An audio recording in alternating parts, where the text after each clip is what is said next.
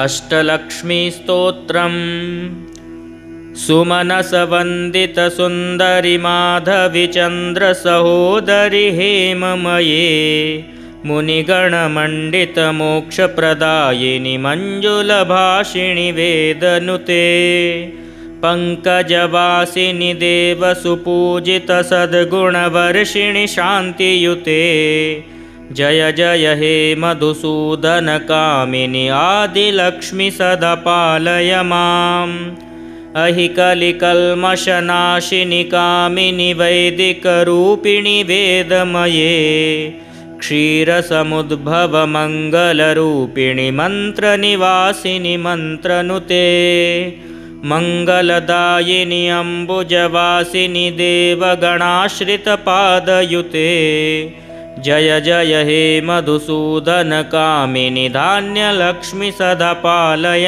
माम् जय वरवर्णिनि वैष्णवि भार्गवि मन्त्रस्वरूपिणि मन्त्रमये सुरगणपूजित शीघ्रफलप्रदज्ञानविकासिनि शास्त्रनुते भवभयहारिणि पापविमोचनि साधुजनाश्रितपादयुते जय जय हे मधुसूदनकामिनि धैर्यलक्ष्मि सदा पालय माम् जय जय दुर्गतिनाशिनि कामिनि सर्वफलप्रदशास्त्रमये रथगजतुरगपदादिसमावृतपरिजनमण्डितलोकनुते हरिहर ब्रह्म सुपूजितसेविततापनिवारिणि पादयुते जय जय हे मधुसूदनकामिनि गजलक्ष्मीरूपेण पालय माम् अहि खगवाहिनि मोहिनि चक्रिणि रागविवर्धिनि ज्ञानमये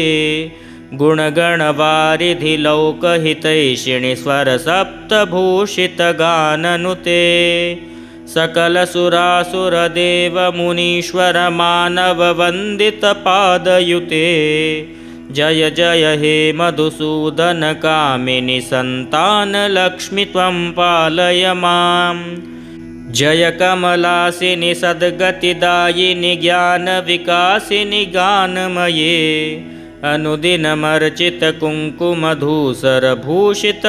अनुदिनमर्चितकुङ्कुमधूसरभूषितवासितवाद्यनुते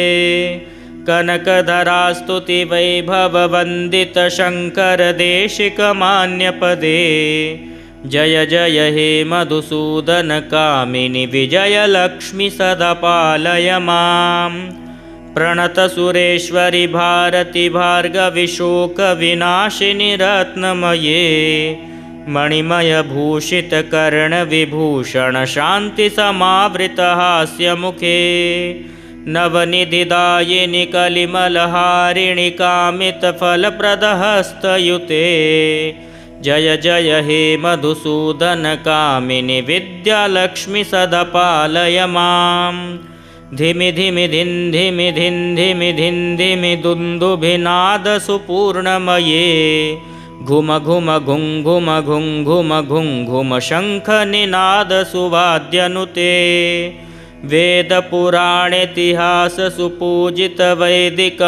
वेदपुराणेतिहाससुपूजितवैदिकमार्गप्रदर्शयुते जय जय हे मधुसूदनकामिनि धनलक्ष्मीरूपेण पालय माम् जय जय हे मधुसूदनकामिनि धनलक्ष्मीरूपेण पालय माम् अङ्गं हरेः पुलकभूषणमाश्रयन्ति भृङ्गाङ्गनेव मुकुलाभरणं तमालम् अङ्गीकृताखिलविभूतिरपाङ्गलीला माङ्गल्यदास्तु मम मङ्गलदेवताया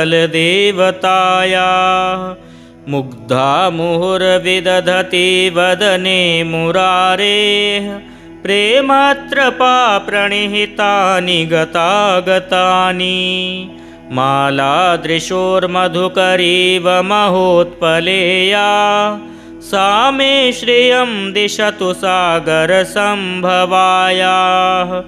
विश्वामरेन्द्रपदविभ्रमदानदक्षम् आनन्दहेतुरधिकं मुरविद्विषोऽपि ईशन्निषेदतु मयि क्षणमीक्षणार्धम् इन्दीवरोदरसहोदरमिन्दिरायाः आमीलिताक्षमधिगम्य मुदा मुकुन्दम् आनन्दकन्दमनिमेषमनङ्गतन्त्रम् आकेकरस्थितकनीनिकपक्ष्मनेत्रम् भूत्यै भवेन्मम भुजङ्गशयाङ्गनायाः बहवन्तरे मधुजितः श्रितकौस्तुभेया हारावलीव हरिनीलमयी विभाति कामप्रदा भगवतोऽपि कटाक्षमाला कल्याणमावहतु मे कमलालयायाः कालाम्बुदालिललितो रसिकैटभारे धाराधरे स्फुरति यातडिदङ्गनेव मातु समस्तजगतां महनीयमूर्तिः भद्राणि मे दिशतु भार्गवनन्दनायाः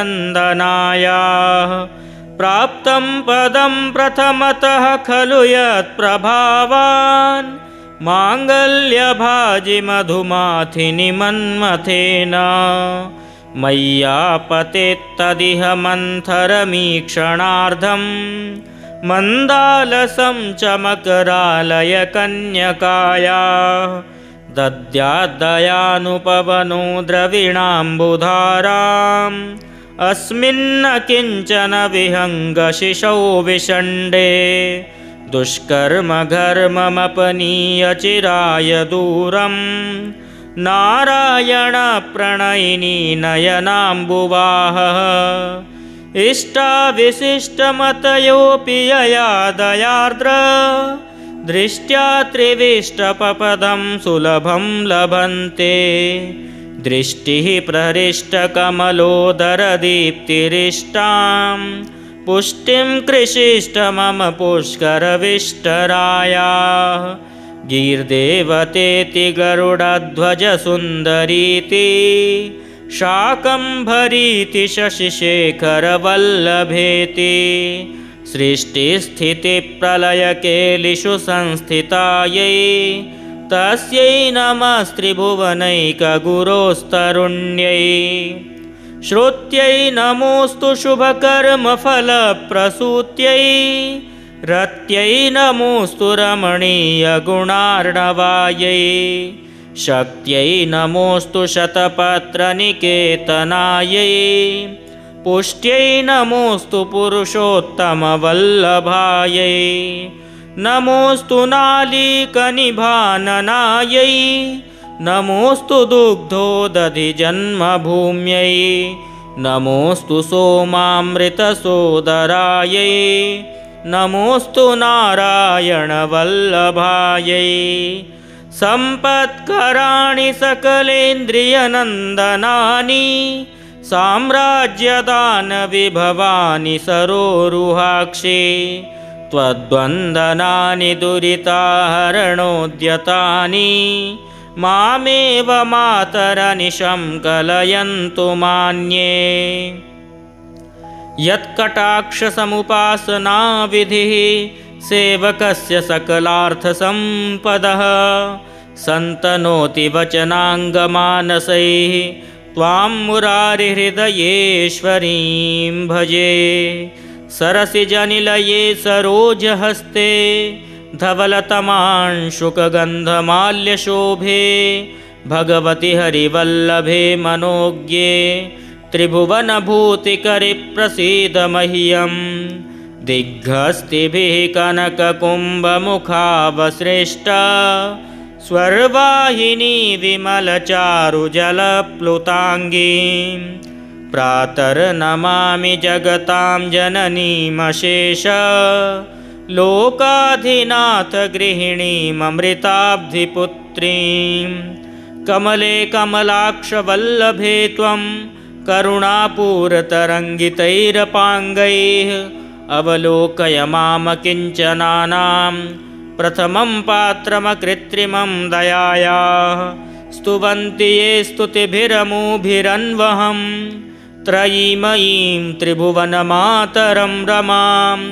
गुणाधिका गुरुतरभाग्यभागिनो भवन्ति ते भुवि बुधभाविताशयाः भवन्ति ते भुवि बुधभाविताशयाः।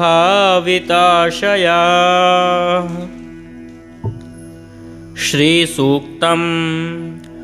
ॐ हिरण्यवर्णां हरिणीं सुवर्णरजतस्रजां चन्द्रां हिरण्मयीं लक्ष्मीं जातवेदो महावः तां महावः जातवेदो लक्ष्मीमनपगामिनीं यस्यां हिरण्यं विन्देयं गामश्वं पुरुषानहम् अश्वपूर्वां रथमध्यां हस्तिनादप्रबोधिनीं श्रियं देवीमुपह्वये श्रीर्मा देवी जुषतां कांसोऽस्मितां हिरण्यप्राकाराम् आर्द्रां ज्वलन्तीं तृप्तां तर्पयन्तीं पद्मे स्थितां पद्मवर्णां तामिहोपह्वये श्रियं चन्द्रां प्रभासां यशसा ज्वलन्तीं श्रियं लोके देवजुष्टामुदारां तां पद्मिनीमीं शरणमहं प्रपद्ये अलक्ष्मीर्मे नश्यतां त्वां वृणे आदित्यवर्णे तपसोऽधिजातो वनस्पतिस्तव वृक्षोऽथ बिल्वः तस्य फलानि तपसानुदन्तु मायान्तरायाश्च बाह्या अलक्ष्मीः उपैतु मां देवसखः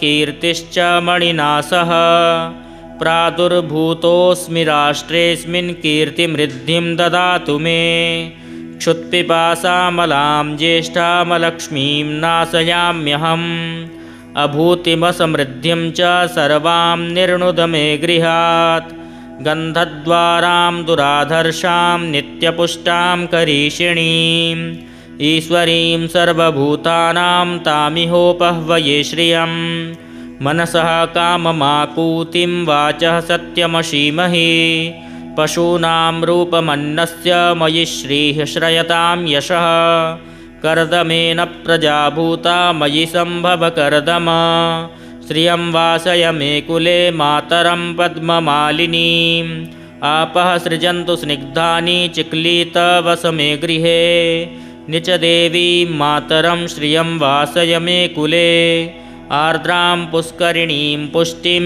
पिङ्गलां पद्ममालिनीं चन्द्रां हिरण्मयीं लक्ष्मीं जातवेदो महावः आर्द्रां यः करिणीं यष्टिं सुवर्णां हेममालिनीं सूर्यां हिरण्मयीं लक्ष्मीं जातवेदो महावः तां महावः जातवेदो लक्ष्मीमनपगामिनीं यस्यां हिरण्यं प्रभूतं गावो दास्योऽस्वान् विन्देयं पुरुषानहम् यः शुचिः प्रयतो भूत्वा जुहुयादाज्यमन्वहम् श्रियः पञ्चदशरचं च श्रीकामः सततं जपेत् श्रियः पञ्चदशरचं च श्रीकामः सततं जपेत्।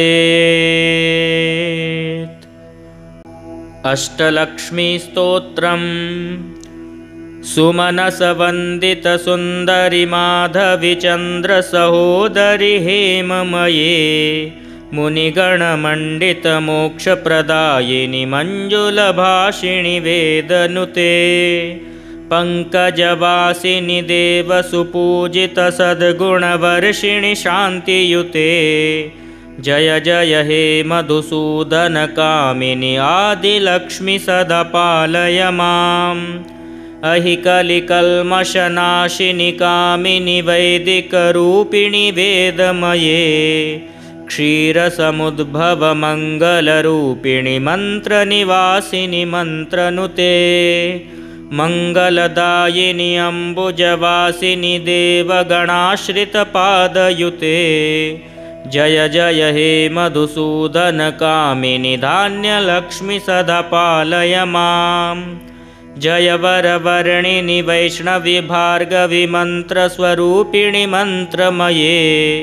सुरगणपूजित शीघ्रफलप्रदज्ञानविकासिनि शास्त्रनुते भवभयहारिणि पापविमोचनि साधुजनाश्रितपादयुते जय जय हे मधुसूदनकामिनि धैर्यलक्ष्मि सदा पालय माम्।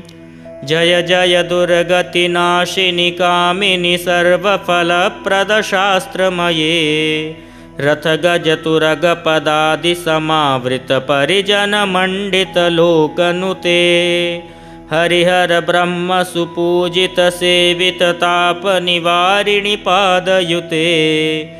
जय जय हे मधुसूदनकामिनि गजलक्ष्मीरूपेण पालय माम्।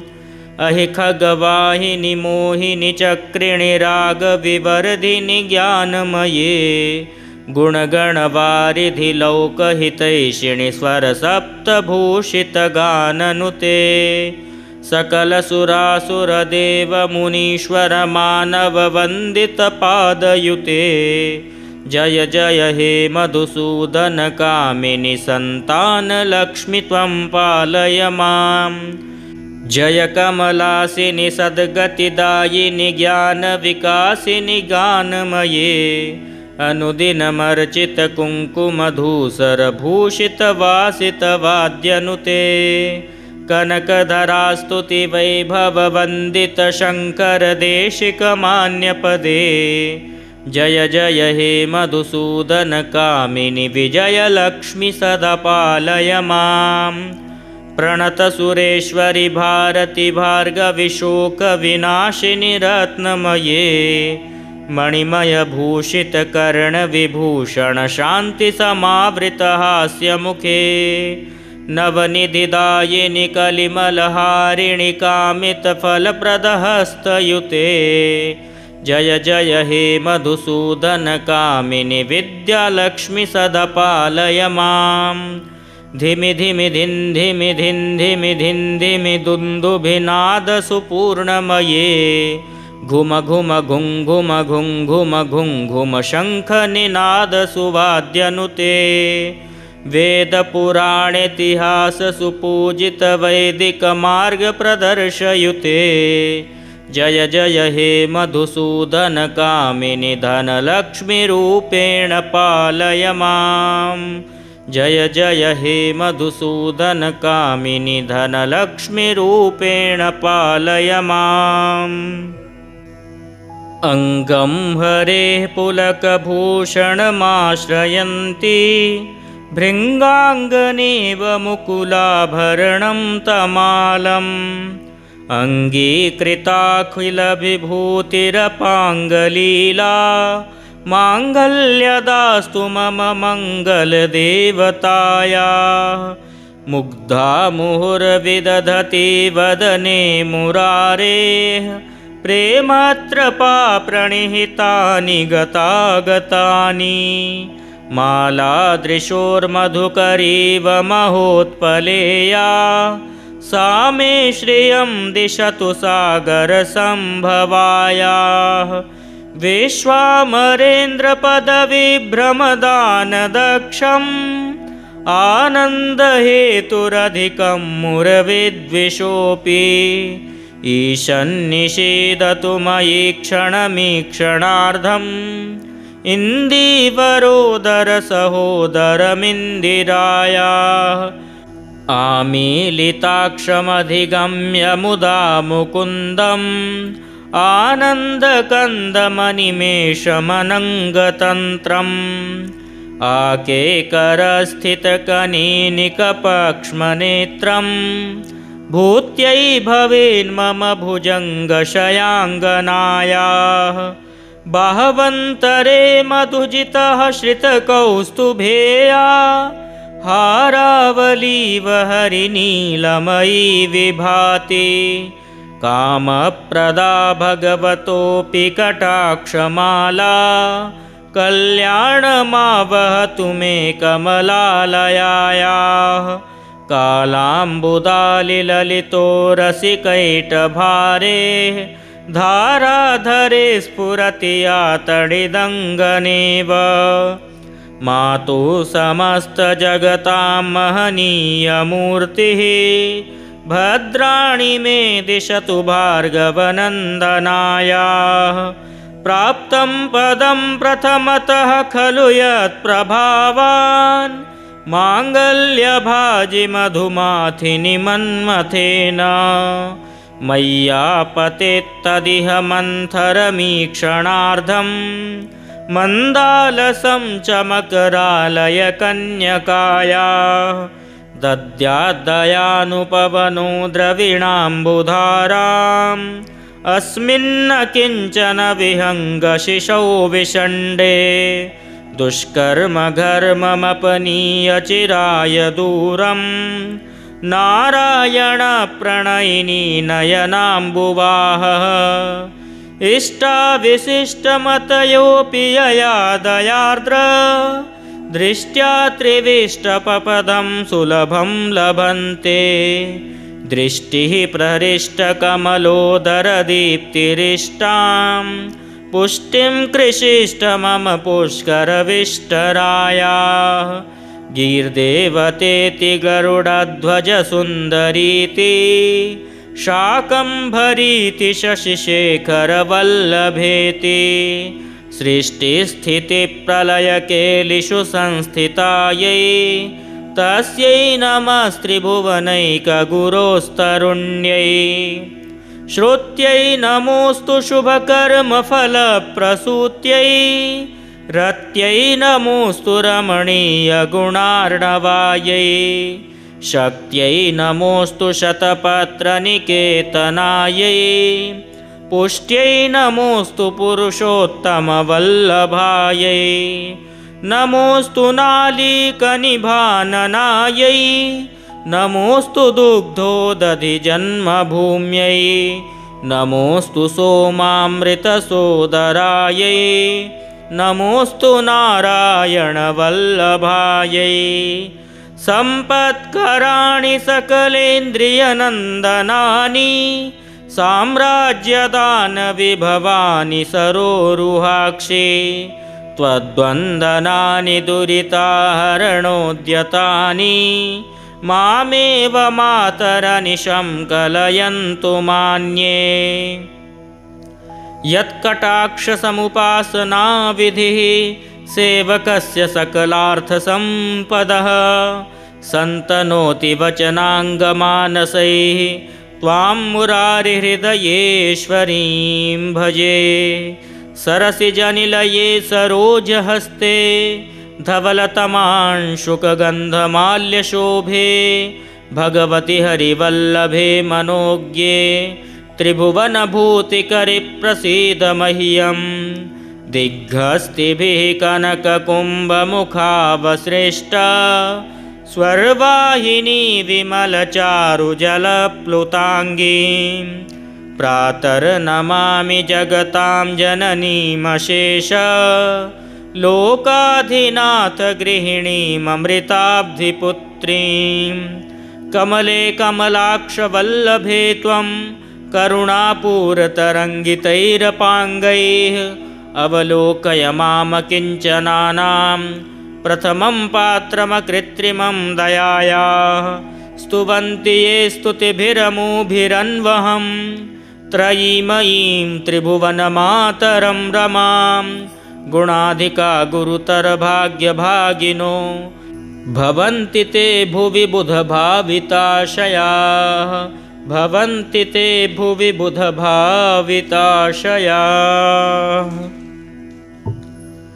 श्रीसूक्तम् ॐ हिरण्यवर्णां हरिणीं सुवर्णरजतस्रजां चन्द्रां हिरण्मयीं लक्ष्मीं जातवेदो महावः तां महावः जातवेदो लक्ष्मीमनपगामिनीं यस्यां हिरण्यं विन्देयं गामश्वं पुरुषानहम् अश्वपूर्वां रथमध्यां हस्तिनादप्रबोधिनीं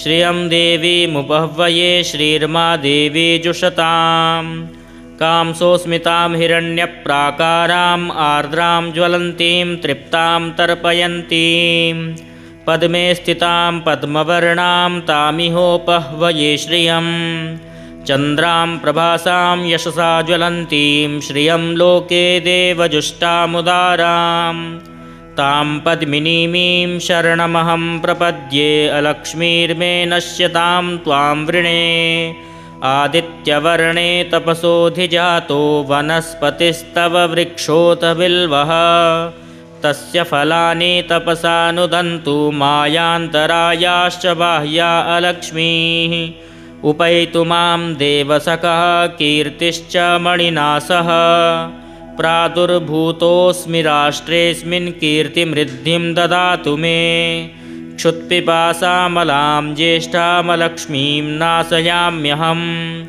अभूतिमसमृद्धिं च सर्वां निर्णुद मे गृहात् गन्धद्वारां दुराधर्षां नित्यपुष्टां करीषिणीम् ईश्वरीं सर्वभूतानां तामिहोपह्वये श्रियं मनसः काममाकूतिं वाचः सत्यमशीमहि पशूनां रूपमन्नस्य मयि श्रीः श्रयतां यशः कर्दमेन प्रजाभूता मयि सम्भव कर्दम श्रियं वासय मे कुले मातरं पद्ममालिनीम् आपः सृजन्तु स्निग्धानि चिक्लीतवस मे गृहे निच देवीं मातरं श्रियं वासय मे कुले आर्द्रां पुष्करिणीं पुष्टिं पिङ्गलां पद्ममालिनीं चन्द्रां हिरण्मयीं लक्ष्मीं जातवेदो मावह आर्द्रां यः करिणीं यष्टिं सुवर्णां हेममालिनीं सूर्यां हिरण्मयीं लक्ष्मीं जातवेदो मावह तां आवह जातवेदो लक्ष्मीमनपगामिनीं यस्यां हिरण्यं प्रभूतं गावो दास्योऽस्वान् विन्देयं पुरुषानहं यः शुचिः प्रयतो भूत्वा जुहुयादाज्यमन्वहं श्रियः पञ्चदशरचं च श्रीकामः सततं जपेत् श्रियः पञ्चदशरचं च श्रीकामः सततं जपेत्। अष्टलक्ष्मीस्तोत्रम् सुमनसवन्दितसुन्दरि माधविचन्द्रसहोदरि हेममये मुनिगणमण्डितमोक्षप्रदायिनि मञ्जुलभाषिणि वेदनुते पङ्कजवासिनि देवसुपूजितसद्गुणवर्षिणि शान्तियुते जय जय हे मधुसूदनकामिनि आदिलक्ष्मि सदा पालय माम् अहिकलिकल्मषनाशिनि कामिनि वैदिकरूपिणि वेदमये क्षीरसमुद्भवमङ्गलरूपिणि मन्त्रनिवासिनि मन्त्रनुते मङ्गलदायिनि अम्बुजवासिनि देवगणाश्रितपादयुते जय जय हे मधुसूदनकामिनि धान्यलक्ष्मि सदा पालय माम् जय वरवर्णिनि वैष्णवि भार्गवि मन्त्रस्वरूपिणि मन्त्रमये सुरगणपूजित शीघ्रफलप्रदज्ञानविकासिनि शास्त्रनुते भवभयहारिणि पापविमोचनि साधुजनाश्रितपादयुते जय जय हे मधुसूदनकामिनि धैर्यलक्ष्मि सदा पालय माम् जय जय दुर्गतिनाशिनि कामिनि सर्वफलप्रदशास्त्रमये रथगजतुरगपदादिसमावृतपरिजनमण्डितलोकनुते हरिहर ब्रह्मसुपूजितसेविततापनिवारिणि पादयुते जय जय हे मधुसूदनकामिनि गजलक्ष्मीरूपेण पालय माम् अहि खगवाहिनि मोहिनि चक्रिणि रागविवर्धिनि ज्ञानमये गुणगणवारिधि लौकहितैषिणि स्वरसप्तभूषितगाननुते सकलसुरासुरदेवमुनीश्वर मानववन्दितपादयुते जय जय हे मधुसूदनकामिनि सन्तानलक्ष्मि त्वं पालय माम् जय कमलासिनि सद्गतिदायिनि ज्ञानविकासिनि गानमये अनुदिनमर्चितकुङ्कुमधूसरभूषितवासितवाद्यनुते कनकधरास्तुतिवैभववन्दितशङ्करदेशिकमान्यपदे जय जय हे मधुसूदनकामिनि विजयलक्ष्मि सदा पालय मां प्रणतसुरेश्वरि भारति भार्गविशोकविनाशिनि रत्नमये मणिमयभूषितकर्णविभूषण शान्तिसमावृतहास्यमुखे नवनिधिदायिनि कलिमलहारिणि कामितफलप्रदहस्तयुते जय जय हे मधुसूदनकामिनि विद्यालक्ष्मि सदा पालय मां धिमि धिमि धिन् धिमि धिन् धिमि धिन् धिमि दुन्दुभिनादसुपूर्णमये घुम घुम घुं घुम घुं घुम घुं घुम शङ्खनिनादसुवाद्यनुते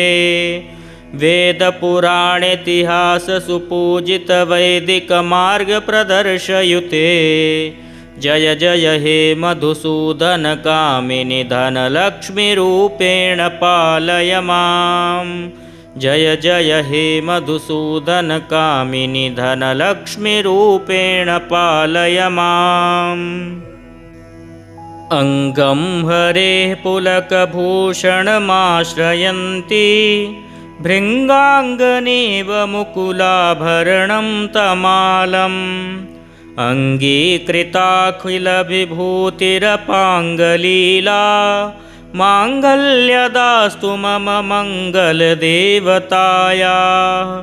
मुग्धा मुहुर्विदधति वदने मुरारेः प्रेमत्रपा प्रणिहितानि गतागतानि मालादृशोर्मधुकरीव महोत्पलेया सा मे श्रियं दिशतु सागरसम्भवायाः विश्वामरेन्द्रपदविभ्रमदानदक्षम् आनन्दहेतुरधिकं मुरविद्विषोऽपि ईशन्निषेदतु मयि क्षणमीक्षणार्धम् इन्दीवरोदरसहोदरमिन्दिरायाः आमीलिताक्षमधिगम्य मुदा मुकुन्दम् आनन्दकन्दमनिमेषमनङ्गतन्त्रम् आकेकरस्थितकनीनिकपक्ष्मनेत्रम् भूत्यै भवेन्मम भुजङ्गशयाङ्गनायाः बाहवन्तरे मधुजितः श्रितकौस्तुभेया हारावलीव हरिनीलमयी विभाति कामप्रदा भगवतोऽपि कटाक्षमाला कल्याणमावहतु मे कमलालयायाः कालाम्बुदालिललितो रसिकैटभारे धाराधरे स्फुरति यातडिदङ्गनेव मातुः समस्तजगतां महनीयमूर्तिः भद्राणि मे दिशतु भार्गवनन्दनायाः प्राप्तं पदं प्रथमतः खलु यत्प्रभावान् माङ्गल्यभाजि मधुमाथिनि मन्मथेन मय्यापतेत्तदिह मन्थरमीक्षणार्धम् मन्दालसं चमकरालय कन्यकायाः दद्याद्दयानुपवनो द्रविणाम्बुधाराम् अस्मिन्न किञ्चन विहङ्गशिशौ विषण्डे दुष्कर्मघर्ममपनीय चिराय दूरम् नारायणप्रणयिनी नयनाम्बुवाहः इष्टाविशिष्टमतयोऽपि यया दयार्द्र दृष्ट्या त्रिविष्टपपदं सुलभं लभन्ते दृष्टिः प्रहृष्टकमलोदरदीप्तिरिष्टां पुष्टिं कृषिष्ट मम पुष्करविष्टरायाः गीर्देवतेति गरुडध्वजसुन्दरीति शाकम्भरीति शशिशेखरवल्लभेति सृष्टिस्थितिप्रलयकेलिषु संस्थितायै तस्यै नमस्त्रिभुवनैकगुरोस्तरुण्यै श्रुत्यै नमोऽस्तु शुभकर्मफलप्रसूत्यै रत्यै नमोऽस्तु रमणीयगुणार्णवायै शक्त्यै नमोऽस्तु शतपत्रनिकेतनायै पुष्ट्यै नमोऽस्तु पुरुषोत्तमवल्लभायै नमोऽस्तु नालीकनिभाननायै नमोऽस्तु दुग्धोदधिजन्मभूम्यै नमोऽस्तु सोमामृतसोदरायै नमोऽस्तु नारायणवल्लभायै सम्पत्कराणि सकलेन्द्रियनन्दनानि साम्राज्यदानविभवानि सरोरुहाक्षे त्वद्वन्दनानि दुरिताहरणोद्यतानि मामेव मातरनिशं कलयन्तु मान्ये यत्कटाक्षसमुपासनाविधिः सेवकस्य सकलार्थसम्पदः सन्तनोति वचनाङ्गमानसैः त्वां मुरारिहृदयेश्वरीं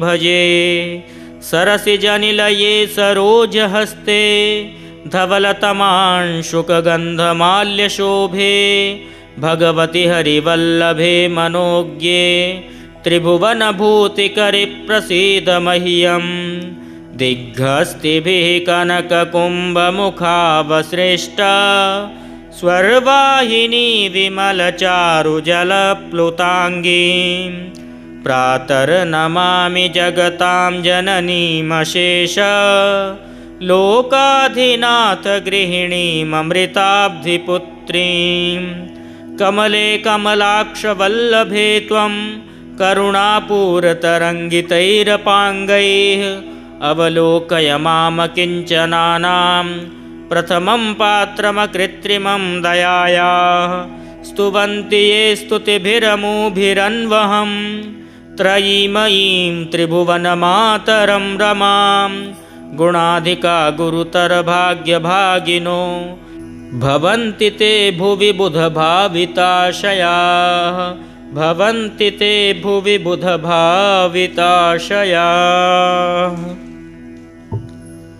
श्रीसूक्तम् ॐ हिरण्यवर्णां हरिणीं सुवर्णरजतस्रजां चन्द्रां हिरण्मयीं लक्ष्मीं जातवेदो महावः तां महावः जातवेदो लक्ष्मीमनपगामिनीं यस्यां हिरण्यं विन्देयं गामश्वं पुरुषानहम् अश्वपूर्वां रथमध्यां हस्तिनादप्रबोधिनीं श्रियं देवीमुपह्वये श्रीर्मा देवी जुषतां कांसोऽस्मितां हिरण्यप्राकाराम् आर्द्रां ज्वलन्तीं तृप्तां तर्पयन्तीं पद्मे स्थितां पद्मवर्णां तामिहोपह्वये श्रियं चन्द्रां प्रभासां यशसा ज्वलन्तीं श्रियं लोके देवजुष्टामुदारां तां पद्मिनीमीं शरणमहं प्रपद्ये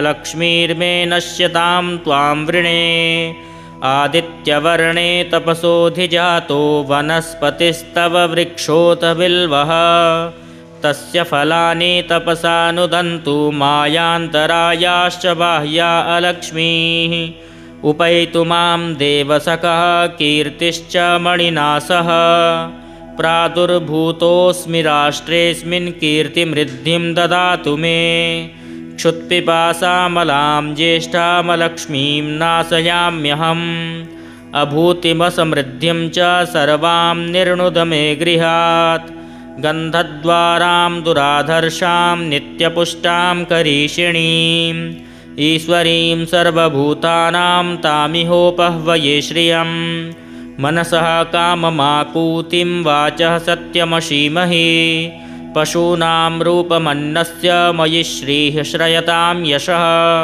कर्दमेन प्रजाभूता मयि सम्भव कर्दम श्रियं वासय मे कुले मातरं पद्ममालिनीम् आपः सृजन्तु स्निग्धानि चिक्लीतवस मे गृहे निच देवीं मातरं श्रियं वासय मे कुले आर्द्रां पुष्करिणीं पुष्टिं पिङ्गलां पद्ममालिनीं चन्द्रां हिरण्मयीं लक्ष्मीं जातवेदो आवह आर्द्रां यः करिणीं यष्टिं सुवर्णां हेममालिनीं सूर्यां हिरण्मयीं लक्ष्मीं जातवेदो आवह तां आवह जातवेदो लक्ष्मीमनपगामिनीं यस्यां हिरण्यं प्रभूतं गावो दास्योऽस्वान् विन्देयं पुरुषानहं यः शुचिः प्रयतो भूत्वा जुहुयादाज्यमन्वहम् श्रियः पञ्चदशरचं च श्रीकामः सततं जपेत् श्रियः पञ्चदशरचं च श्रीकामः सततं जपेत्। अष्टलक्ष्मीस्तोत्रम् सुमनसवन्दितसुन्दरि माधविचन्द्रसहोदरि हेममये मुनिगणमण्डितमोक्षप्रदायिनि मञ्जुलभाषिणि वेदनुते पङ्कजवासिनि देवसुपूजितसद्गुणवर्षिणि शान्तियुते जय जय हे मधुसूदनकामिनि आदिलक्ष्मि सदा पालय माम् अहिकलिकल्मषनाशिनि कामिनि वैदिकरूपिणि वेदमये क्षीरसमुद्भवमङ्गलरूपिणि मन्त्रनिवासिनि मन्त्रनुते मङ्गलदायिनि अम्बुजवासिनि देवगणाश्रितपादयुते जय जय हे मधुसूदनकामिनि धान्यलक्ष्मि सदा पालय माम् जय वरवर्णिनि वैष्णवि भार्गवि मन्त्रस्वरूपिणि मन्त्रमये सुरगणपूजित शीघ्रफलप्रदज्ञानविकासिनि शास्त्रनुते भवभयहारिणि पापविमोचनि साधुजनाश्रितपादयुते जय जय हे मधुसूदनकामिनि धैर्यलक्ष्मि सदा पालय माम् जय जय दुर्गतिनाशिनि कामिनि सर्वफलप्रदशास्त्रमये रथगजतुरगपदादिसमावृतपरिजनमण्डितलोकनुते हरिहर ब्रह्मसुपूजितसेविततापनिवारिणि पादयुते जय जय हे मधुसूदनकामिनि गजलक्ष्मीरूपेण पालय माम् अहि खगवाहिनि मोहिनि चक्रिणि रागविवर्धिनि ज्ञानमये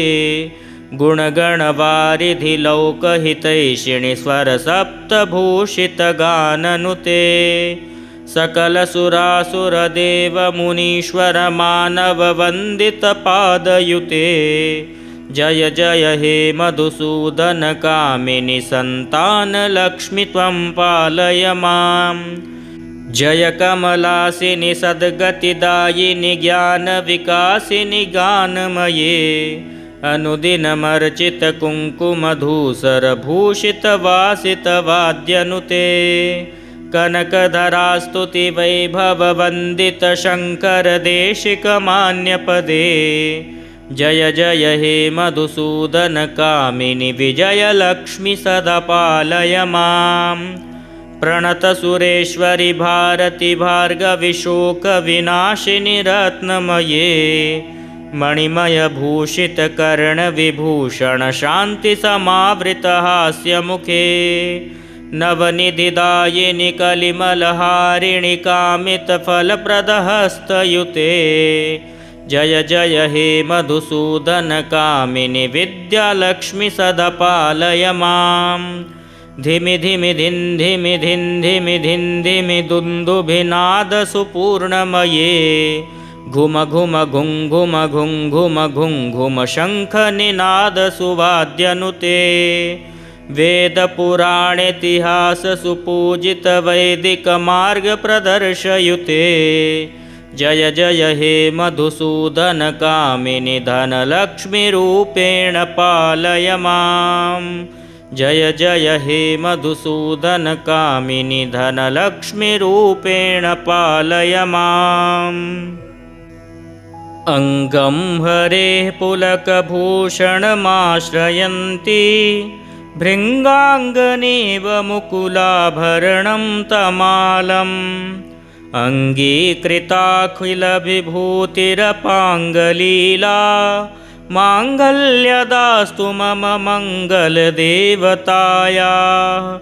मुग्धा मुहुर्विदधति वदने मुरारेः प्रेमत्रपा प्रणिहितानि गतागतानि मालादृशोर्मधुकरीव महोत्पलेया सा मे श्रियं दिशतु सागरसम्भवायाः विश्वामरेन्द्रपदविभ्रमदानदक्षम् आनन्दहेतुरधिकं मुरविद्विषोऽपि ईशन्निषेदतु मयि क्षणमीक्षणार्धम् इन्दीवरोदरसहोदरमिन्दिरायाः आमीलिताक्षमधिगम्य मुदा मुकुन्दम् आनन्दकन्दमनिमेषमनङ्गतन्त्रम् आकेकरस्थितकनीनिकपक्ष्मनेत्रम् भूत्यै भवेन्मम भुजङ्गशयाङ्गनायाः बाहवन्तरे मधुजितः श्रितकौस्तुभेया हारावलीव हरिनीलमयी विभाति कामप्रदा भगवतोऽपि कटाक्षमाला कल्याणमावहतु मे कमलालयायाः कालाम्बुदालिललितो रसिकैटभारेः धाराधरे स्फुरति या तडिदङ्गनेव मातुः समस्तजगतां महनीयमूर्तिः भद्राणि मे दिशतु भार्गवनन्दनायाः प्राप्तं पदं प्रथमतः खलु यत्प्रभावान् माङ्गल्यभाजि मधुमाथिनि मन्मथेन मय्यापतेत्तदिह मन्थरमीक्षणार्धम् मन्दालसं चमकरालयकन्यकायाः दद्याद्दयानुपवनो द्रविणाम्बुधाराम् अस्मिन्न किञ्चन विहङ्गशिशौ विषण्डे दुष्कर्मघर्ममपनीय चिराय दूरम् नारायणप्रणयिनी नयनाम्बुवाहः इष्टाविशिष्टमतयोऽपि यया दयार्द्र दृष्ट्या त्रिविष्टपपदं सुलभं लभन्ते दृष्टिः प्रहृष्टकमलोदरदीप्तिरिष्टां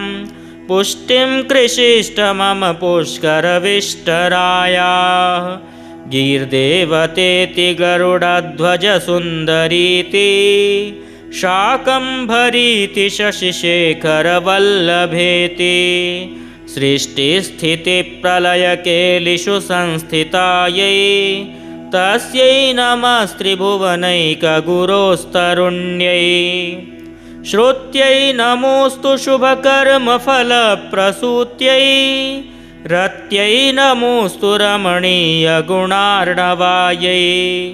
शक्त्यै नमोऽस्तु शतपत्रनिकेतनायै पुष्ट्यै नमोऽस्तु पुरुषोत्तमवल्लभायै नमोऽस्तु नालीकनिभाननायै नमोऽस्तु दुग्धोदधिजन्मभूम्यै नमोऽस्तु सोमामृतसोदरायै नमोऽस्तु नारायणवल्लभायै सम्पत्कराणि सकलेन्द्रियनन्दनानि साम्राज्यदानविभवानि सरोरुहाक्षि त्वद्वन्दनानि दुरिताहरणोद्यतानि मामेव मातरनिशं कलयन्तु मान्ये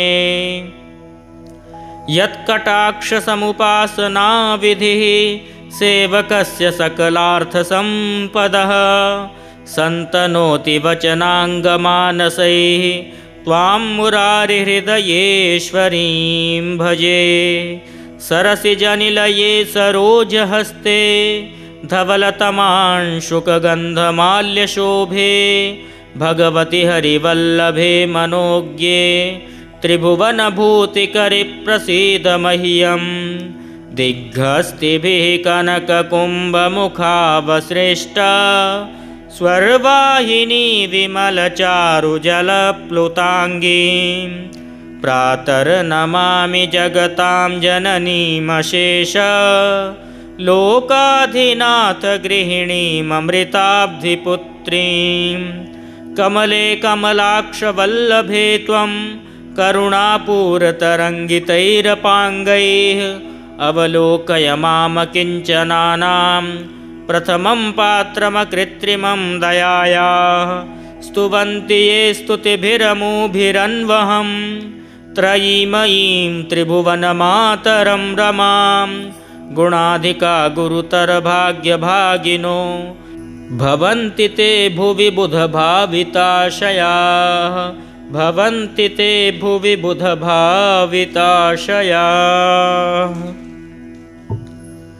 श्रीसूक्तम्। ॐ हिरण्यवर्णां हरिणीं सुवर्णरजतस्रजां चन्द्रां हिरण्मयीं लक्ष्मीं जातवेदो महावः तां महावः जातवेदो लक्ष्मीमनपगामिनीं यस्यां हिरण्यं विन्देयं गामश्वं पुरुषानहम् अश्वपूर्वां रथमध्यां हस्तिनादप्रबोधिनीं श्रियं देवीमुपह्वये श्रीर्मा देवी जुषतां कांसोऽस्मितां हिरण्यप्राकाराम् आर्द्रां ज्वलन्तीं तृप्तां तर्पयन्तीं पद्मे स्थितां पद्मवर्णां तामिहोपह्वये श्रियं चन्द्रां प्रभासां यशसा ज्वलन्तीं श्रियं लोके देवजुष्टामुदारां तां पद्मिनीमीं शरणमहं प्रपद्ये अलक्ष्मीर्मे नश्यतां त्वां वृणे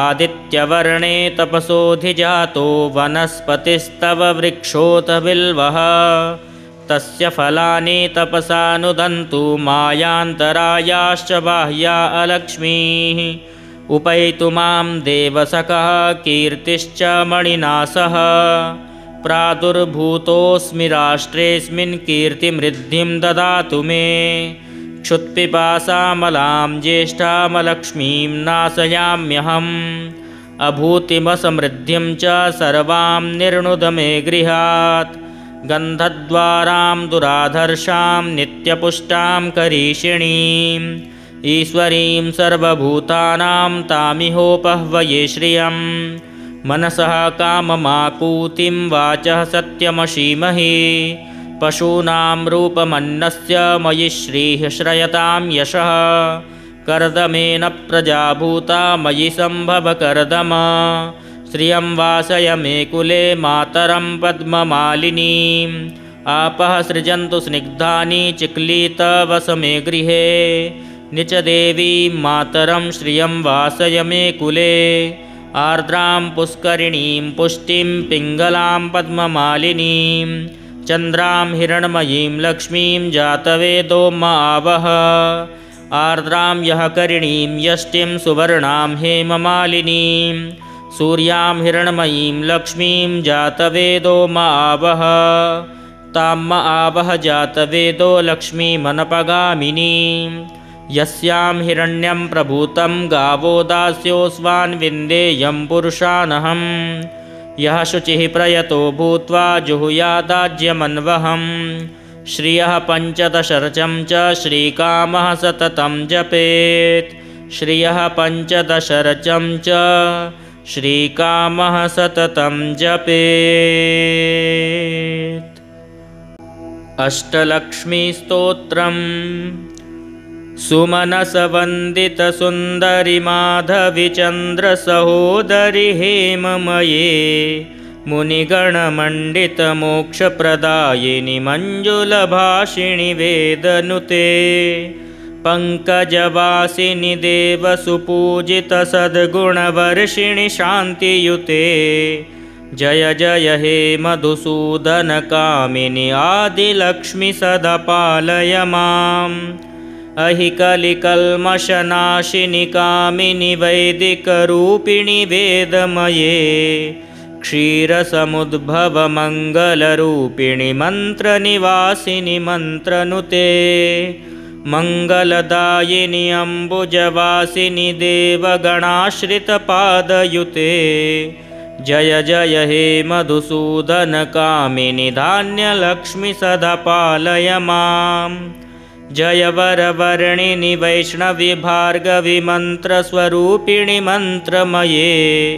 सुरगणपूजित शीघ्रफलप्रद ज्ञानविकासिनि शास्त्रनुते भवभयहारिणि पापविमोचनि साधुजनाश्रितपादयुते जय जय हे मधुसूदनकामिनि धैर्यलक्ष्मि सदा पालय माम् जय जय दुर्गतिनाशिनि कामिनि सर्वफलप्रदशास्त्रमये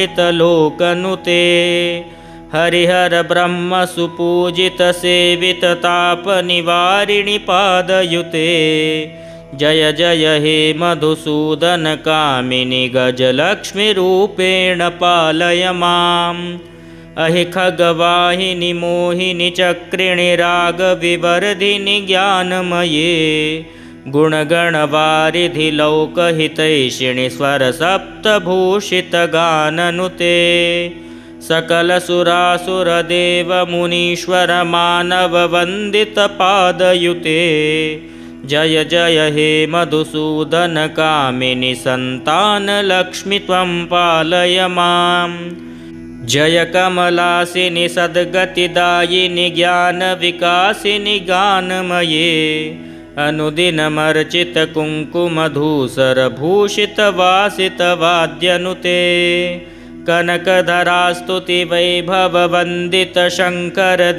कनकधरास्तुतिवैभववन्दितशङ्करदेशिकमान्यपदे जय जय हे मधुसूदनकामिनि विजयलक्ष्मि सदा पालय माम् प्रणतसुरेश्वरि भारति भार्गवि शोकविनाशिनि रत्नमये मणिमयभूषितकर्णविभूषण शान्तिसमावृतहास्यमुखे नवनिधिदायिनि कलिमलहारिणि कामितफलप्रदहस्तयुते जय जय हे मधुसूदनकामिनि विद्यालक्ष्मि सदा पालय माम् धिमि धिमि धिन् धिमि धिन् धिमि धिन् धिमि दुन्दुभिनादसुपूर्णमये घुम घुम घुं घुम घुं घुम घुं घुम शङ्खनिनादसुवाद्यनुते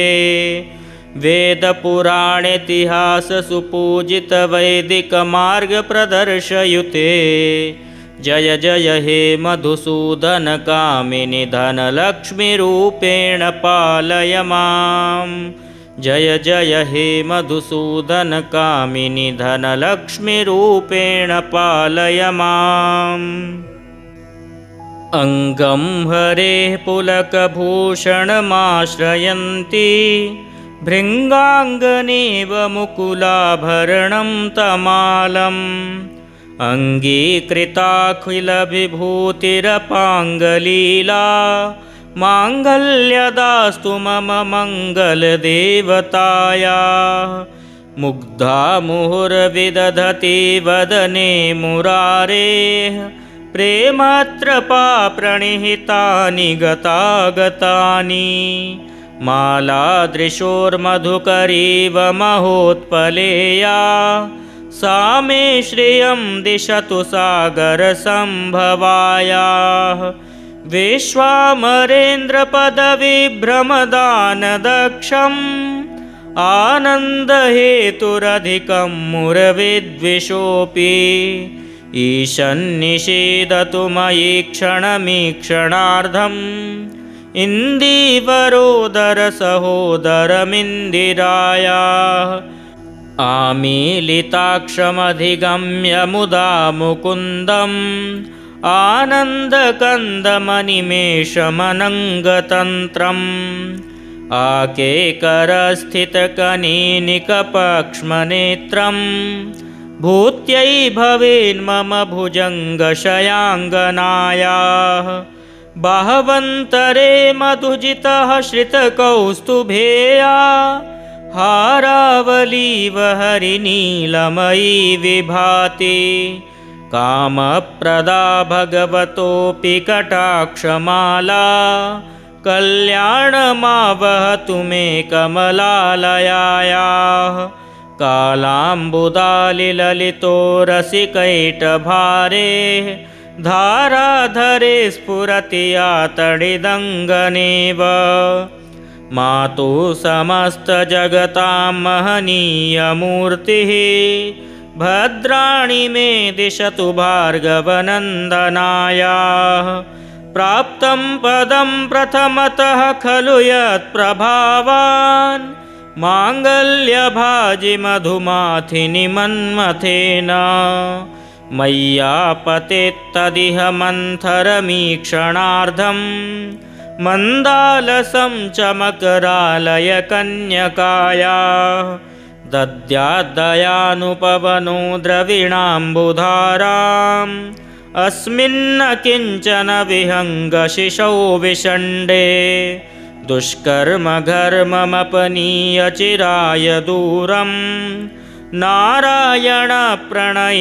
नयनाम्बुवाहः इष्टाविशिष्टमतयोऽपि यया दयार्द्र दृष्ट्या त्रिविष्टपपदं सुलभं लभन्ते दृष्टिः प्रहृष्टकमलोदरदीप्तिरिष्टां पुष्टिं कृषिष्ट मम पुष्करविष्टरायाः गीर्देवतेति गरुडध्वजसुन्दरीति शाकम्भरीति शशिशेखरवल्लभेति सृष्टिस्थितिप्रलयकेलिषु संस्थितायै तस्यै नमस्त्रिभुवनैकगुरोस्तरुण्यै श्रुत्यै नमोऽस्तु शुभकर्मफलप्रसूत्यै रत्यै नमोऽस्तु रमणीयगुणार्णवायै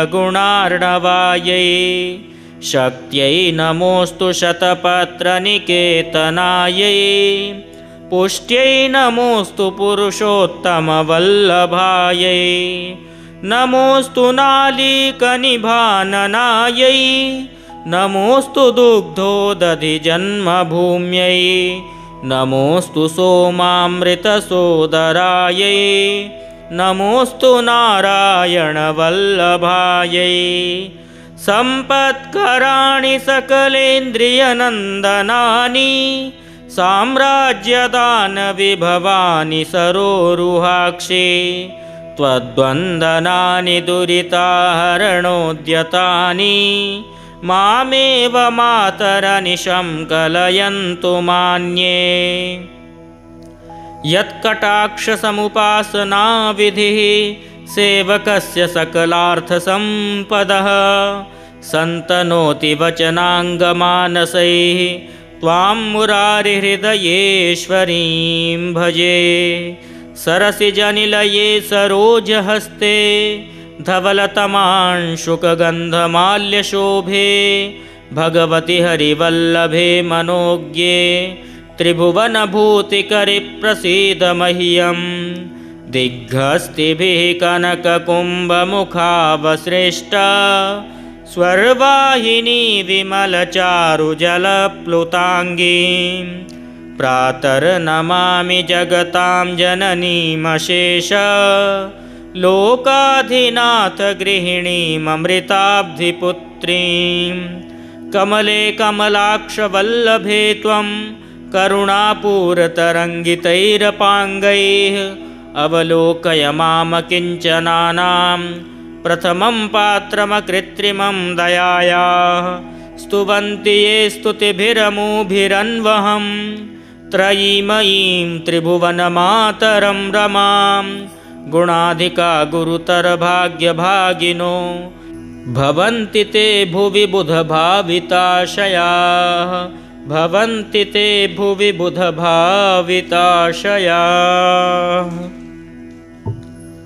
श्रीसूक्तम्। ॐ हिरण्यवर्णां हरिणीं सुवर्णरजतस्रजां चन्द्रां हिरण्मयीं लक्ष्मीं जातवेदो म आवह।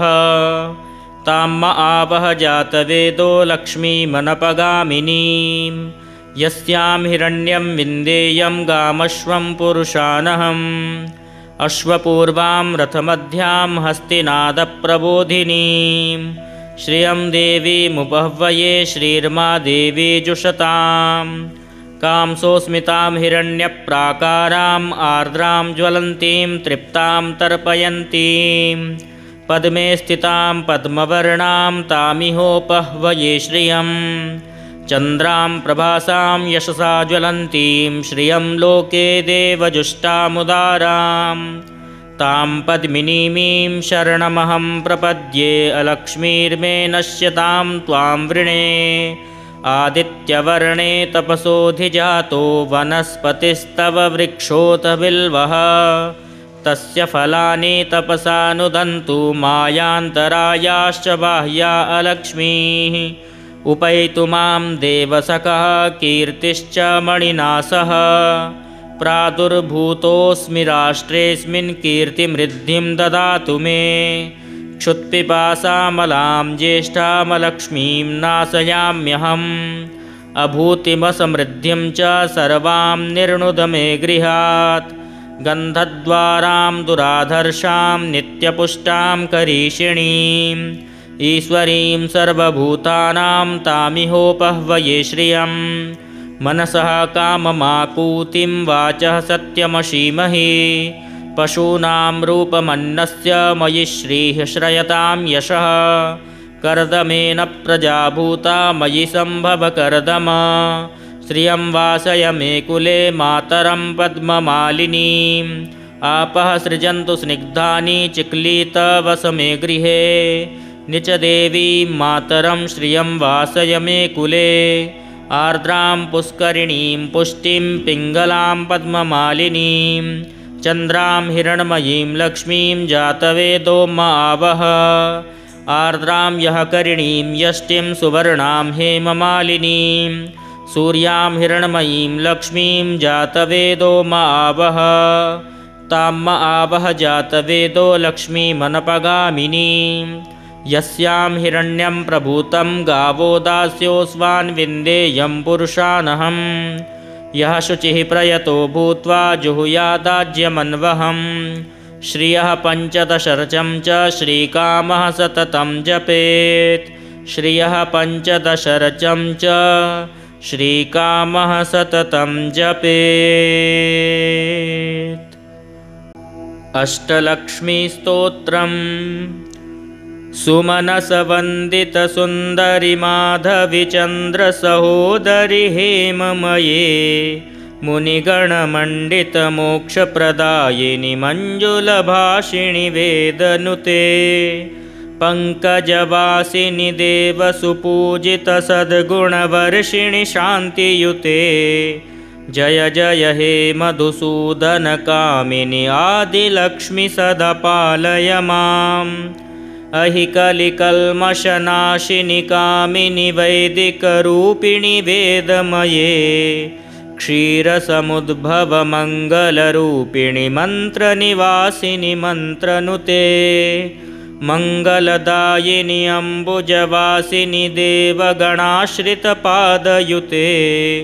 जय जय हे मधुसूदनकामिनि धान्यलक्ष्मि सदा पालय माम्। जय वरवर्णिनि वैष्णवि भार्गवि मन्त्रस्वरूपिणि मन्त्रमये। सुरगणपूजित शीघ्रफलप्रद ज्ञानविकासिनि शास्त्रनुते। भवभयहारिणि पापविमोचनि साधुजनाश्रितपादयुते। जय जय हे मधुसूदनकामिनि धैर्यलक्ष्मि सदा पालय माम्। जय जय दुर्गतिनाशिनि कामिनि सर्वफलप्रदशास्त्रमये। रथगजतुरगपदादिसमावृतपरिजनमण्डितलोकनुते। हरिहर ब्रह्म सुपूजित सेवित ताप निवारिणि पादयुते। जय जय हे मधुसूदन कामिनि गजलक्ष्मी रूपेण पालय माम्। अहि खगवाहिनि मोहिनि चक्रिणि रागविवर्धिनि ज्ञानमये। गुणगणवारिधि लोकहितैषिणि स्वरसप्तभूषितगाननुते। सकलसुरासुरदेवमुनीश्वर मानववन्दितपादयुते। जय जय हे मधुसूदन कामिनि सन्तानलक्ष्मि त्वं पालय माम्। जय कमलासिनि सद्गतिदायिनि ज्ञानविकासिनि गानमये। अनुदिनमर्चित कुङ्कुमधूसरभूषितवासितवाद्यनुते। कनकधरास्तुतिवैभववन्दित शङ्करदेशिकमान्यपदे। जय जय हे मधुसूदन कामिनि विजयलक्ष्मि सदा पालय माम्। प्रणतसुरेश्वरि भारति भार्गवि शोकविनाशिनि रत्नमये। मणिमयभूषितकर्णविभूषण शान्तिसमावृतहास्यमुखे। नवनिधिदायिनि कलिमलहारिणि कामितफलप्रदहस्तयुते। जय जय हे मधुसूदन कामिनि विद्यालक्ष्मि सदा पालय माम्। धिमि धिमि धिन् धिमि धिन् धिमि धिन् धिमि दुन्दुभिनादसुपूर्णमये। घुम घुम घुं घुम घुं घुम घुं घुम शङ्खनिनादसुवाद्यनुते। वेदपुराणेतिहाससुपूजितवैदिकमार्गप्रदर्शयुते। जय जय हे मधुसूदन कामिनि धनलक्ष्मीरूपेण पालय माम्। जय जय हे मधुसूदन कामिनि धनलक्ष्मीरूपेण पालय माम्।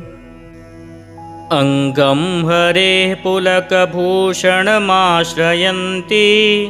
भृङ्गाङ्गनेव मुकुलाभरणं तमालम्। अङ्गीकृताखिलविभूतिरपाङ्गलीला। माङ्गल्यदास्तु मम मङ्गलदेवतायाः। मुग्धा मुहुर्विदधति वदने मुरारेः। प्रेमत्रपा प्रणिहितानि गतागतानि। मालादृशोर्मधुकरीव महोत्पलेया। सा मे श्रियं दिशतु सागरसम्भवायाः। विश्वामरेन्द्रपदविभ्रमदानदक्षम्। आनन्दहेतुरधिकं मुरविद्विषोऽपि। ईशन्निषेदतु मयि क्षणमीक्षणार्धम्। इन्दीवरोदरसहोदरमिन्दिरायाः। आमीलिताक्षमधिगम्य मुदा मुकुन्दम्। आनन्दकन्दमनिमेषमनङ्गतन्त्रम्। आकेकरस्थितकनीनिकपक्ष्मनेत्रम्। भूत्यै भवेन्मम भुजङ्गशयाङ्गनायाः। बाहवन्तरे मधुजितः श्रितकौस्तुभेया। हारावलीव हरिनीलमयी विभाति। कामप्रदा भगवतोऽपि कटाक्षमाला। कल्याणमावहतु मे कमलालयायाः। कालाम्बुदालिललितो रसिकैटभारे। धाराधरे स्फुरति यातडिदङ्गनेव। मातुः समस्तजगतां महनीयमूर्तिः। भद्राणि मे दिशतु भार्गवनन्दनायाः। प्राप्तं पदं प्रथमतः खलु यत्प्रभावान्। माङ्गल्यभाजि मधुमाथिनि मन्मथेन। मय्यापतेत्तदिह मन्थरमीक्षणार्धम्। मन्दालसं च मकरालय कन्यकायाः। दद्याद्दयानुपवनो द्रविणाम्बुधाराम् अस्मिन्न किञ्चन विहङ्गशिशौ विषण्डे दुष्कर्म घर्ममपनीय चिराय दूरम् नारायण प्रणयिनी नयनाम्बुवाहः इष्टाविशिष्टमतयोऽपि यया दयार्द्र दृष्ट्या त्रिविष्टपपदं सुलभं लभन्ते दृष्टिः प्रहृष्टकमलोदरदीप्तिरिष्टां पुष्टिं कृषिष्ट मम पुष्करविष्टरायाः गीर्देवतेति गरुडध्वजसुन्दरीति शाकम्भरीति शशिशेखरवल्लभेति सृष्टिस्थितिप्रलयकेलिषु संस्थितायै तस्यै नमस्त्रिभुवनैकगुरोस्तरुण्यै श्रुत्यै नमोऽस्तु शुभकर्मफलप्रसूत्यै रत्यै नमोऽस्तु रमणीयगुणार्णवायै शक्त्यै नमोऽस्तु शतपत्रनिकेतनायै पुष्ट्यै नमोऽस्तु पुरुषोत्तमवल्लभायै नमोऽस्तु नालीकनिभाननायै नमोऽस्तु दुग्धोदधिजन्मभूम्यै नमोऽस्तु सोमामृतसोदरायै नमोऽस्तु नारायणवल्लभायै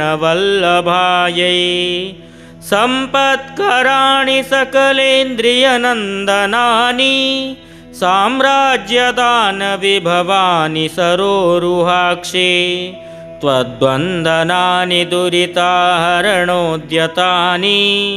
मामेव मातरनिशं कलयन्तु मान्ये यत्कटाक्षसमुपासनाविधिः सेवकस्य सकलार्थसम्पदः सन्तनोति वचनाङ्गमानसैः त्वां मुरारिहृदयेश्वरीं भजे सरसिजनिलये सरोजहस्ते धवलतमांशुकगन्धमाल्यशोभे भगवति हरिवल्लभे मनोज्ञे त्रिभुवनभूतिकरि प्रसीद मह्यं दिग्हस्तिभिः कनककुम्भमुखावसृष्ट स्वर्वाहिनी विमलचारुजलप्लुताङ्गीं प्रातर्नमामि जगतां जननीमशेष लोकाधिनाथ गृहिणीममृताब्धिपुत्रीं कमले कमलाक्षवल्लभे त्वं करुणापूरतरङ्गितैरपाङ्गैः अवलोकय माम किञ्चनानां प्रथमं पात्रमकृत्रिमं दयायाः स्तुवन्ति ये स्तुतिभिरमुभिरन्वहं त्रयीमयीं त्रिभुवनमातरं रमां गुणाधिका गुरुतरभाग्यभागिनो भवन्ति ते भुवि बुधभाविताशयाः भवन्ति ते भुवि बुधभाविताशयाः।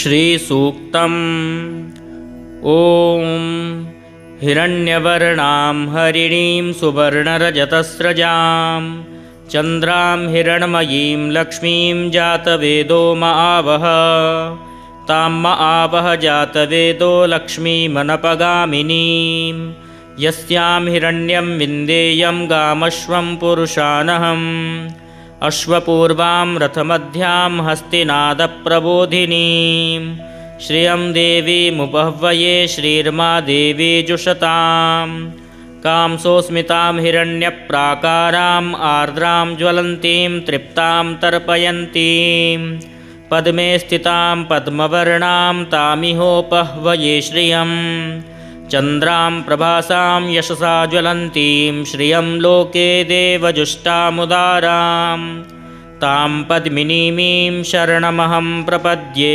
अलक्ष्मीर्मे नश्यतां त्वां वृणे आदित्यवर्णे तपसोऽधिजातो वनस्पतिस्तव वृक्षोऽथ बिल्वः तस्य फलानि तपसा नुदन्तु मायान्तरायाश्च बाह्या अलक्ष्मीः उपैतु मां देवसखः कीर्तिश्च मणिना सह प्रादुर्भूतोऽस्मि राष्ट्रेऽस्मिन् कीर्तिमृद्धिं ददातु मे क्षुत्पिपासामलां ज्येष्ठामलक्ष्मीं नाशयाम्यहम् अभूतिमसमृद्धिं च सर्वां निर्णुद मे गृहात् गन्धद्वारां दुराधर्षां नित्यपुष्टां करीषिणीम् ईश्वरीं सर्वभूतानां तामिहोपह्वये श्रियं मनसः काममाकूतिं वाचः सत्यमशीमहि पशूनां रूपमन्नस्य मयि श्रीः श्रयतां यशः कर्दमेन प्रजाभूता मयि सम्भव कर्दम श्रियं वासय मे कुले मातरं पद्ममालिनीम् आपः सृजन्तु स्निग्धानि चिक्लीतवस मे गृहे निच देवीं मातरं श्रियं वासय मे कुले आर्द्रां पुष्करिणीं पुष्टिं पिङ्गलां पद्ममालिनीं चन्द्रां हिरण्मयीं लक्ष्मीं जातवेदो मावह आर्द्रां यः करिणीं यष्टिं सुवर्णां हेममालिनीं सूर्यां हिरण्मयीं लक्ष्मीं जातवेदो मावह तां आवह जातवेदो लक्ष्मीमनपगामिनीं यस्यां हिरण्यं प्रभूतं गावो दास्योऽस्वान् विन्देयं पुरुषानहं यः शुचिः प्रयतो भूत्वा जुहुयादाज्यमन्वहम् श्रियः पञ्चदशरचं च श्रीकामः सततं जपेत् श्रियः पञ्चदशरचं च श्रीकामः सततं जपेत्। अष्टलक्ष्मीस्तोत्रम् सुमनसवन्दितसुन्दरि माधविचन्द्रसहोदरि हेममये मुनिगणमण्डितमोक्षप्रदायिनि मञ्जुलभाषिणि वेदनुते पङ्कजवासिनि देवसुपूजितसद्गुणवर्षिणि शान्तियुते जय जय हे मधुसूदनकामिनि आदिलक्ष्मि सदा पालय माम् अहिकलिकल्मषनाशिनि कामिनि वैदिकरूपिणि वेदमये क्षीरसमुद्भवमङ्गलरूपिणि मन्त्रनिवासिनि मन्त्रनुते मङ्गलदायिनि अम्बुजवासिनि देवगणाश्रितपादयुते जय जय हे मधुसूदनकामिनि धान्यलक्ष्मि सदा पालय माम् जय वरवर्णिनि वैष्णवि भार्गवि मन्त्रस्वरूपिणि मन्त्रमये सुरगणपूजित शीघ्रफलप्रदज्ञानविकासिनि शास्त्रनुते भवभयहारिणि पापविमोचनि साधुजनाश्रितपादयुते जय जय हे मधुसूदनकामिनि धैर्यलक्ष्मि सदा पालय माम् जय जय दुर्गतिनाशिनि कामिनि सर्वफलप्रदशास्त्रमये रथगजतुरगपदादिसमावृतपरिजनमण्डितलोकनुते हरिहर ब्रह्मसुपूजितसेविततापनिवारिणि पादयुते जय जय हे मधुसूदनकामिनि गजलक्ष्मीरूपेण पालय माम् अहि खगवाहिनि मोहिनि चक्रिणि रागविवर्धिनि ज्ञानमये गुणगणवारिधि लौकहितैषिणि स्वरसप्तभूषितगाननुते सकलसुरासुरदेवमुनीश्वर मानववन्दितपादयुते जय जय हे मधुसूदनकामिनि सन्तानलक्ष्मि त्वं पालय माम् जय कमलासिनि सद्गतिदायिनि ज्ञानविकासिनि गानमये अनुदिनमर्चितकुङ्कुमधूसरभूषितवासितवाद्यनुते कनकधरास्तुतिवैभववन्दितशङ्करदेशिकमान्यपदे जय जय हे मधुसूदनकामिनि विजयलक्ष्मि सदा पालय माम् प्रणतसुरेश्वरि भारति भार्गवि शोकविनाशिनि रत्नमये मणिमयभूषितकर्णविभूषणशान्तिसमावृतहास्यमुखे नवनिधिदायिनि कलिमलहारिणि कामितफलप्रदहस्तयुते जय जय हे मधुसूदनकामिनि विद्यालक्ष्मि सदा पालय मां धिमि धिमि धिन् धिमि धिन् धिमि धिन् धिमि दुन्दुभिनादसुपूर्णमये घुम घुम घुं घुम घुं घुम घुं घुम शङ्खनिनादसुवाद्यनुते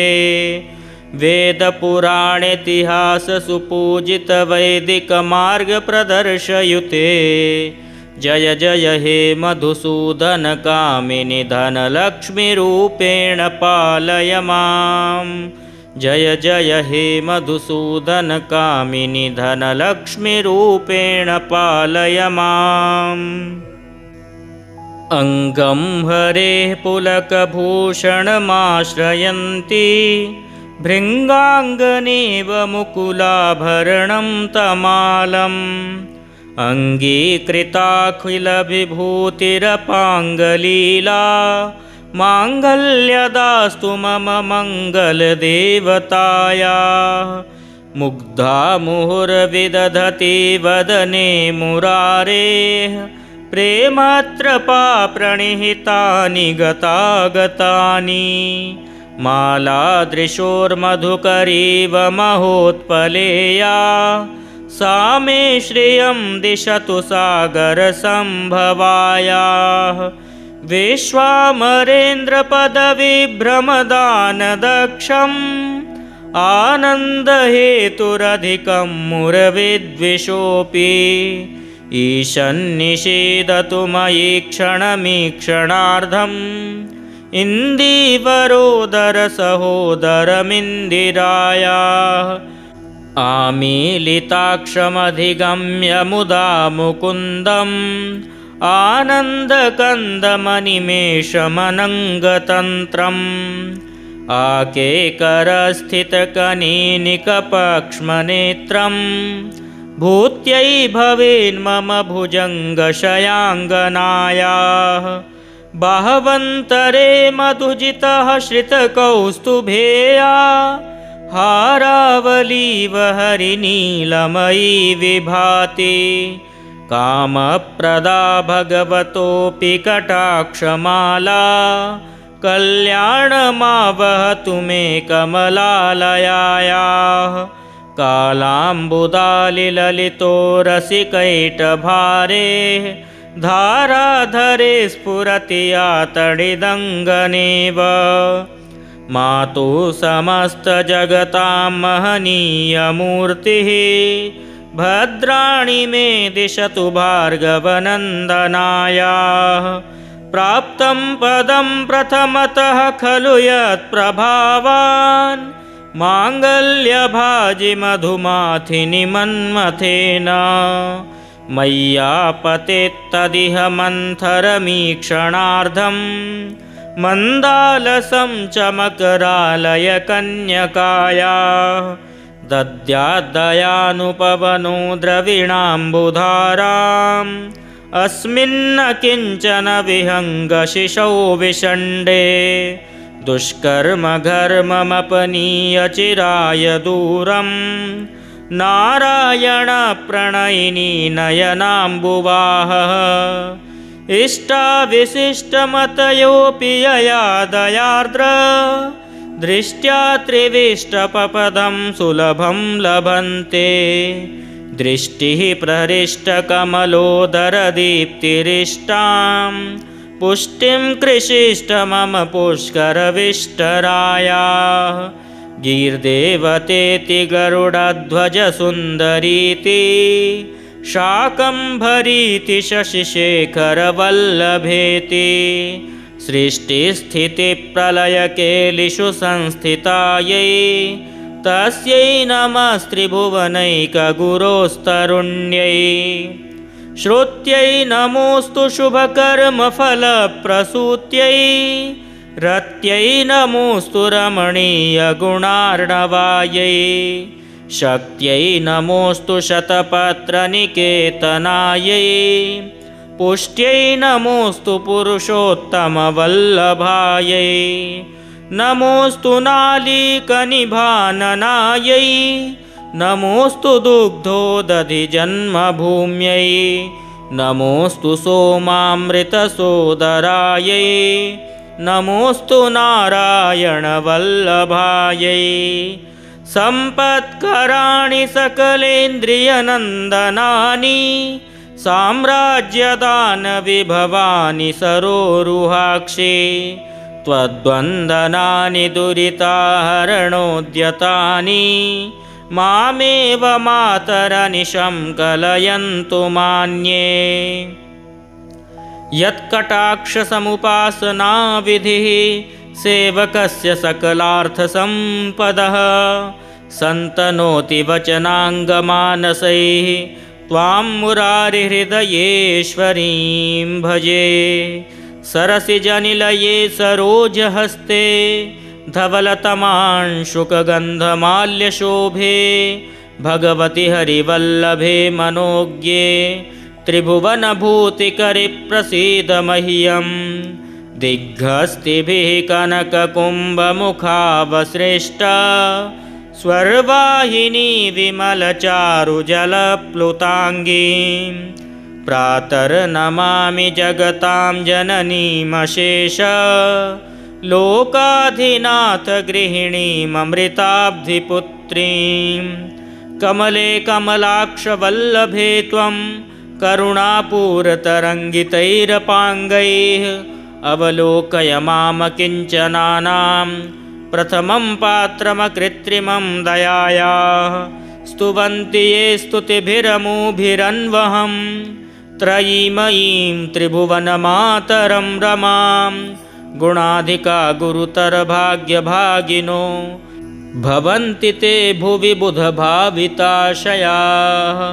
भवन्ति ते भुवि बुधभाविताशयाः। श्रीसूक्तम् ॐ हिरण्यवर्णां हरिणीं सुवर्णरजतस्रजां चन्द्रां हिरण्मयीं लक्ष्मीं जातवेदो आवह तां आवह जातवेदो लक्ष्मीमनपगामिनीं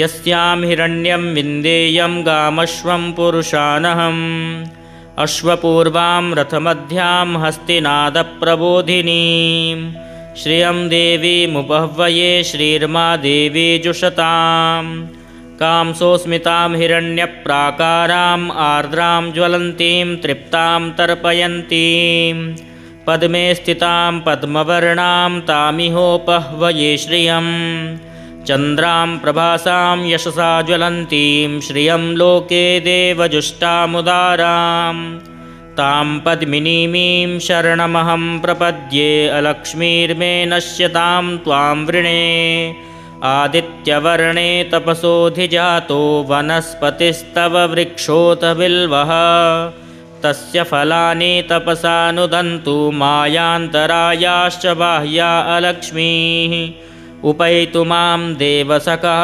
कीर्तिश्च मणिना सह प्रादुर्भूतोऽस्मि राष्ट्रेऽस्मिन् कीर्तिमृद्धिं ददातु मे क्षुत्पिपासामलां ज्येष्ठामलक्ष्मीं नाशयाम्यहम् अभूतिमसमृद्धिं च सर्वां निर्णुद मे गृहात् गन्धद्वारां दुराधर्षां नित्यपुष्टां करीषिणीम् ईश्वरीं सर्वभूतानां तामिहोपह्वये श्रियं मनसः काममाकूतिं वाचः सत्यमशीमहि पशूनां रूपमन्नस्य मयि श्रीः श्रयतां यशः कर्दमेन प्रजाभूता मयि सम्भव कर्दम श्रियं वासय मे कुले मातरं पद्ममालिनीम् आपः सृजन्तु स्निग्धानि चिक्लीतवस मे गृहे निच देवीं मातरं श्रियं वासय मे कुले आर्द्रां पुष्करिणीं पुष्टिं पिङ्गलां पद्ममालिनीं चन्द्रां हिरण्मयीं लक्ष्मीं जातवेदो आवह आर्द्रां यः करिणीं यष्टिं सुवर्णां हेममालिनीं सूर्यां हिरण्मयीं लक्ष्मीं जातवेदो आवह ताम्म आवह जातवेदो लक्ष्मीमनपगामिनी यस्यां हिरण्यं प्रभूतं गावो दास्योऽस्वान् विन्देयं पुरुषानहं यः शुचिः प्रयतो भूत्वा जुहुयादाज्यमन्वहं श्रियः पञ्चदशरचं च श्रीकामः सततं जपेत् श्रियः पञ्चदशरचं च श्रीकामः सततं जपेत्। ॐ महालक्ष्म्यै नमः।